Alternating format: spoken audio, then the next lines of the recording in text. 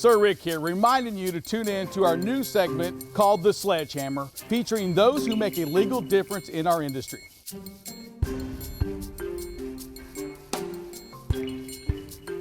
All right, and we are back here on BCB Live, the safest station in the nation. Drive Safe Dave here along with Matt Leffler. How you doing, Matt? I'm doing fantastic, Dave. Thank you for having me back. I'm excited to be here. Man, it is. You want to talk about excitement. You know, I got a little preemptive talk to Matt in a minute before the show. And yes, how is it that you are so excited this morning here on our very first show of the year in 2023? I'm a father of 4, man. I was a father of 2 last time I was here, but now I have twins, newborns, born November 15th. They are sick right now, but on the road to recovery. And I'm just excited to be anywhere. It's exciting to be back in the business. Well, congratulations again. Awesome twins on November 15th. That is a nice Thanksgiving Day gift, isn't it? Almost. I have never been more exhausted in my entire life. bet. I now understand how sleep deprivation is, in fact, a form of torture. It is. And you know what? It is. You'll find out soon enough that brainwashing can be easily given to you if applied correctly, because you will be like, okay, yeah, sure, I'm I'll very do it, whatever. suggestible right now. That's very true. Yeah, you're very susceptible to brainwashing. I will give you that. All right, so you came on here, and I wanted to ask you a few things. Number one, there's a note in here, and I'm trying to talk about it a little bit, and I want to get into it, and I want you to jump right in it. Persuasive precedent. Yeah. And versus preemption and binding. Why don't you go into that a little bit, because you're the guy, you're the armchair attorney. Why don't you explain that a little bit to us? So it really is a question of what do you have to follow? Whose rules really matter? And so an idea of what something is persuasive is that it's not really binding on you. So a good example is if the 7th Circuit Court of Appeals says a Schneider owner-operator who is told he can't work for Werner or Hunt sues and becomes classified as an employee, that case is not binding on the 9th Circuit or the 10th Circuit. It's persuasive. They can say, hey, look at what they did. Doesn't that seem reasonable? Now, binding precedent means, no, that comes from above you. You don't get to say no to that. So a district court in the 7th Circuit, so a court in Illinois or Indiana, has the same set of facts that pop up with that same kind of Schneider case, and they say, no, we don't get to say it's not independent. It has to be an employee, because that's what the case above us said. And the Supreme Court of the United States, everything they do is binding on everybody. They set the standards when it comes to federal precedents. So these are the kind of these ways to understand when cases matter and when things have to be followed. So that's the difference between persuasive and binding authority. Yeah, but and Matt, I agree with you there, but also don't courts tend to use precedent, whether it's in a similar court or even a lower court? Don't they tend to use precedent to help make decisions on cases, even though they're not binding? Yeah, so you want to follow the precedents that are set up above you. And so there's a doctrine called stare decisis. You follow the law that's been set up before you. And so you're not in the business of rejecting precedents. And when you look at law, what we do is we take the facts, we apply them to the law. And so the precedents above you will give you some indication of where you're going to end up. But you can't change the other cases that came before. So you kind of fit them into the mold over time. And that's our common law. So that's when cases are looked at as binding precedents. Persuasive precedents, it's hit or miss. The circuit courts we have a whole bunch of different federal circuits. They do what they want to do. The 10th Circuit and the 9th Circuit are very different than the 6th and the 7th. Some are more conservative, some are more liberal, and some are more forced with different types of federal regulatory agencies. So it's a hit or miss in terms of how binding some of the persuasive authority might be. So why don't we delve right into this C.H. Robinson case just a tad bit? Why don't you go in and explain it in a little bit more detail and how AB5 plays a role directly into this lawsuit? Why don't you just jump in there? Yeah, so the C.H. Robinson case is interesting. Costco is your shipper. They hire C.H. Robinson as their broker. The broker then hits a carrier to go move the load. Something catastrophically awful happens. Someone is catastrophically injured. And the question is asked is, who's responsible? And the plaintiff sues the carrier and the driver, and they sue the broker, C.H. Robinson. And C.H. Robinson says, well, under F4A, we think we're immune to being sued. We are unable to be sued for this case. Now, F4A requires things related to price, route, and service. It has very little to do with safety. Safety is done at the state level and, to an extent, the federal level. And so a negligence claim is brought against C.H. Robinson. They appeal to the Supreme Court saying, please, Supreme Court of the United States, don't allow this plaintiff to sue us. Tell them that we're immune, that we're preempted from being sued. And the Supreme Court doesn't budge. That's not their issue to litigate. And so this isn't really an AB5 question. It's really more about who is responsible when things go wrong. But at the end of the day, this carrier was going to be liable no matter what. And all this case with C.H. Robinson held was that the broker could be sued. Not that they will always be at fault or found liable. That wasn't the question. Liability was not the question. The question was, can we sue the broker at all? And the answer, of course, is absolutely. And that's been the case for decades all across the country. It's not new that a broker can be liable for what would be considered negligent hiring of a motor carrier. I agree with you 100%. Look, I am of the mindset, Matt. I think when it comes to safety, I think everyone's responsible in shipping in this freight window, this envelope, and that includes shippers, that includes receivers, that includes customers, that includes brokers, because it's not far, and hear me out from Matt on this, it's not far to be, there's a fine line to be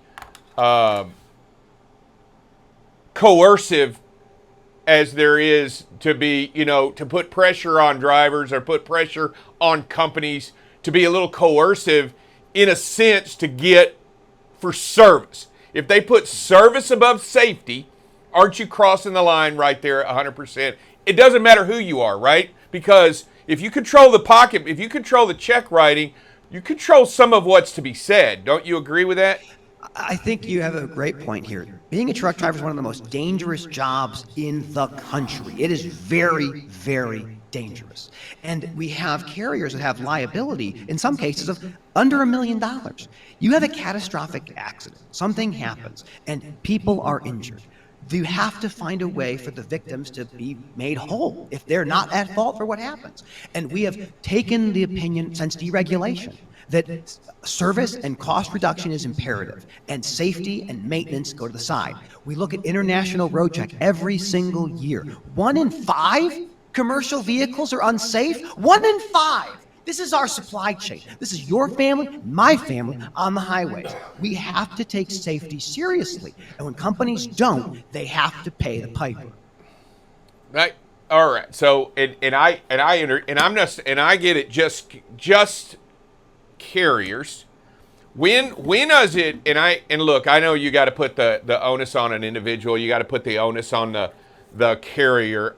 When do shippers get involved and say, look, your safety score is not good enough, we're not going to use you? Because rarely do I see shippers go, you know what, it's not the price that matters, it's the safety score that matters. And when do they become liable?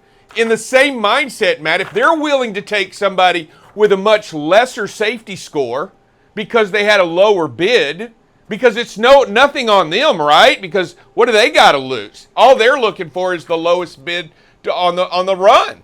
So when do they take some of the responsibility of going, you know what, I got to choose somebody a little bit safer, or I know you're not safe, but I'm going to take you anyway?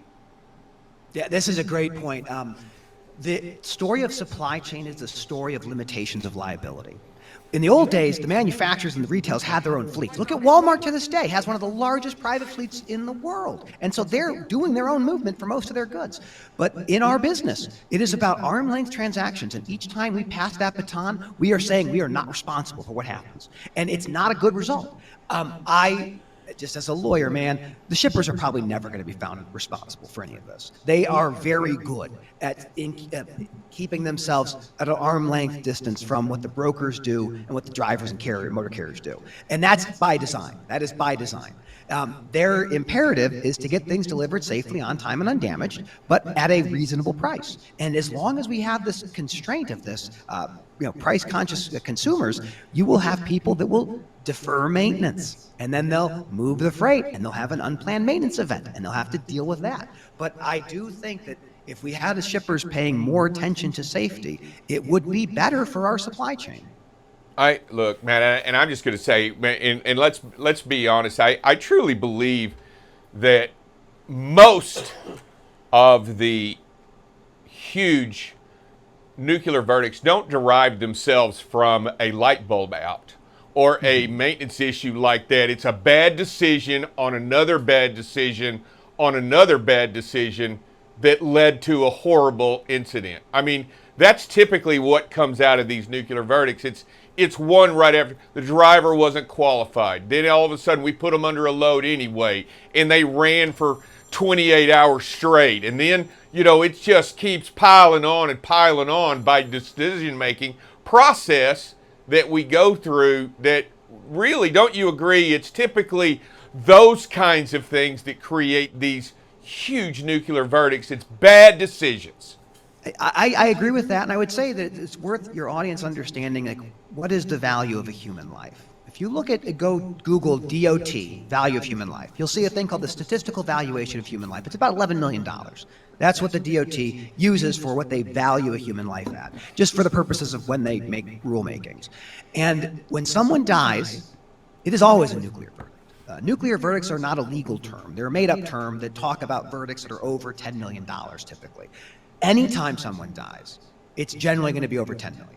And most motor carriers don't carry $10 million of liability insurance. Some of them do, most of them don't. And so when you have these things that happen, whether it's an hours of service violation or some catastrophic wheel end runoff or something terrible like this, you will have what we call a nuclear verdict. And the question then becomes, how do you make the victim whole? Or do we make the victim whole? Do we just say, don't worry about it? Let them go to the ER, get their out-of-pocket max hit, let them declare bankruptcy, we'll deal with it later. These are the things these are the things we wrestle with. Let's go straight here, and I'm just going to tell you, man, I actually had a conversation with another attorney off air, not on the show. We were discussing it. And we were discussing safety and how important it is and what we believe in and how important what we do here on the show. And I was actually told, and you hear me out for a minute and how this conversation you thought might have unfolded. The attorney said, well, we're not really looking for people like you. We're looking for the guys that are doing it not right. And I challenged him on that. I said, please don't take it wrong. I said, if there's blood in the water, and it's sensed by a shark, rarely do they say, well, that's a nice guy. I'm probably not going to take a bite out of that guy's leg because, he's a nice guy. I think it's important that I think it's important that we be honest with ourselves. Here's my question. When is good citizenship going to be the bottom line on this? Because I truly believe really what we're talking about, Matt, is really good citizenship when it comes to doing our job out there, no matter what part of it we're doing. Because if we're doing it right, we're doing it safe, and we're doing our road checks, and we're getting our equipment right, and we're doing everything that we can, we're being as good as citizens as we can in that regard, right, in this. But there's going to be instances when mistakes happen and bad things happen, even to the best of people. Absolutely. How do we mitigate that? Go ahead. Now, mitigation of risk is the most important thing any business owner can understand. You think about how you reduce your XMOD on your workers' comp. That's a thing we think about. How do we make a safer organization so we are better for our employees? And when it comes to something happening through whether no fault of your own driver, some just weather event, understand that lawyers usually aren't out looking for clients. Clients are banging on our door saying, we had this thing happen, can you look into it? And when you're trying to understand how to reduce your liability. It's having good preventative maintenance practices, great record keeping, empowering your drivers to, when they're doing pre and post trips, to let you know when things are not working so that you can correct them and correct them quickly. Don't let them pile up until the next PM service. And if you're a good steward to your employees when it comes to making sure they're in a safe working environment, and you have that same stewardship as you're on the highways and empowering your drivers to operate the vehicle in a reasonable fashion, you're probably not going to get tagged with process. But if something happens, if there is an accident, the way that we have in this country, generally speaking, is joint and several liability. If you're even partially responsible, you may pay the entire amount. It's not that it's not fair, it's just that's how we've designed our way to pay people when accidents take place. So I think that any business owner needs to be responsible when it comes to risk management and understand how to avoid these big issues. If the weather is going to be really bad, don't send the drivers out. Tell the shipper it's going to be delayed. Take the safety approach. That's almost always the best approach.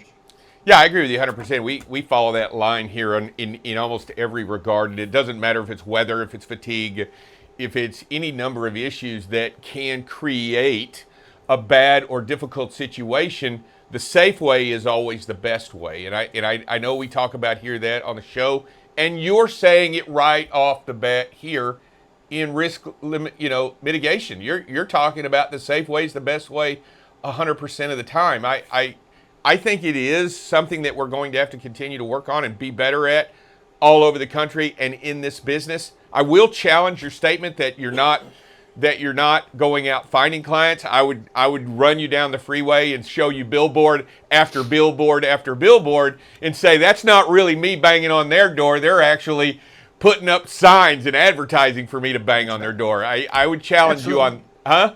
No, absolutely. No, you have to have marketing and advertising. You have to do that. But we're not out there looking for, like, say, hey, did you get hurt? Can I get any referrals you might have? I would say that what I would caution all the viewers now is as the economy takes a little bit of a slowdown, this is when people defer maintenance. This is when people say, let's wait until times get better and fix things. Don't defer maintenance. Stick to your schedules. Do the PMs, do the services, do the inspections. 100%. Don't risk something happening because you think it's too slow in the economy to maintain your equipment. You can't do that right now. Matthew, I think I agree with you 100% of the time. When businesses do take a bite or take a hit, one of the last things they take care of is their equipment. And I just want to make sure that we do both of those. Not only do we take care of the equipment, we also take care of the driver, in a sense, understanding that they too are also feeling the pressures and the difficulties of a downturn economy when it comes to making sure they get their miles, pushing them, trying to get them make the service.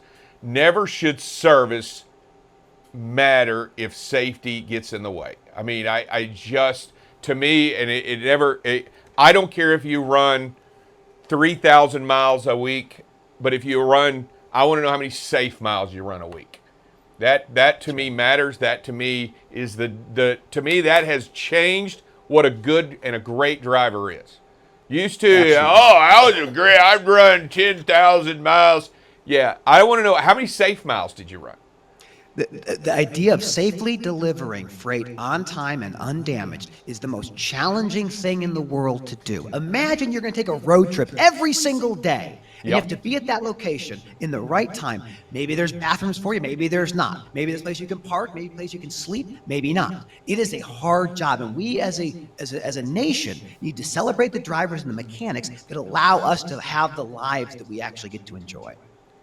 You know, Ed, I think we're touting the same thing. I think we're talking about the exact same thing. I think we're both preaching the exact same thing. I do appreciate, I like the idea of you and Armchair Attorney out there talking about how important it is to be safe, how important it is that you work it and you get your equipment worked on and you do the things necessary to make it safer for every single person out there on the road. Matt, I want to thank you for coming in. Congratulations to you and your family.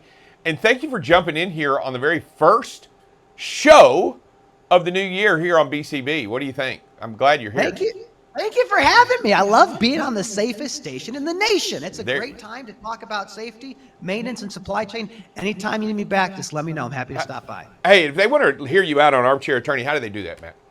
You can find me on LinkedIn as most prolific place. Just find Matthew Leffler or my law firm, Armchair Attorney. You can find me on TikTok and Twitter, Armchair Addy, ATTY. Why? Because ATTY is the abbreviation for the word attorney. I'm happy to help people understand things like non-competition agreements, some of the federal regulations, and just how to have a safer fleet. Man, I do appreciate you out there doing what you do, Matt. Thanks again, and you know what? Happy New Year to you, sir. Happy New Year. Thank you so much.